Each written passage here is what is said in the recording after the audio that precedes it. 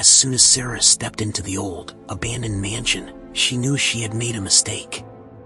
The creaky floorboards echoed beneath her feet as she cautiously made her way through the dimly lit foyer.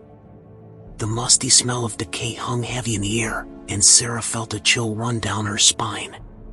But she couldn't back down now. She had always been fascinated by the old mansion, with its crumbling walls and dark history.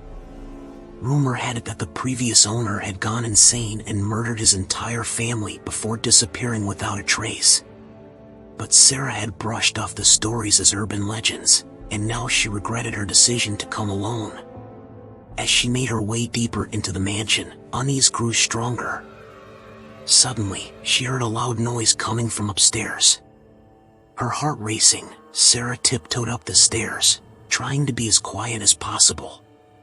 She found herself in a long, dark hallway with several doors leading off it. Sarah tried the first door, but it was locked. As she turned to try the next one, she heard footsteps behind her. She turned around to see a figure standing in the shadows at the end of the hallway. Sarah's heart was pounding in her chest as she started to back away. Suddenly, the figure stepped forward, revealing a face twisted with rage. It was the ghostly apparition of the previous owner, back from the dead and seeking revenge on anyone who dared to enter his mansion. Sarah screamed and turned to run, but it was too late.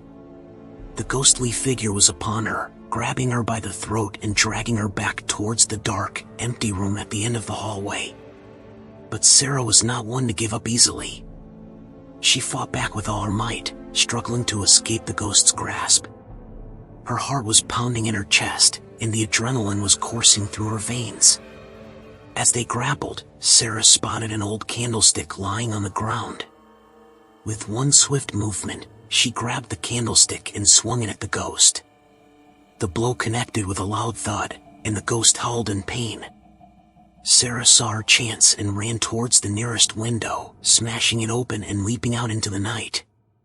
She ran as fast as she could away from the mansion, her heart still racing with fear and excitement.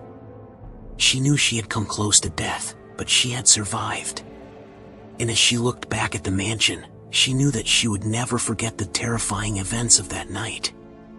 But despite everything, she felt a rush of enthusiasm and a sense of accomplishment. She had faced her fears and come out on top, and nothing could stop her now.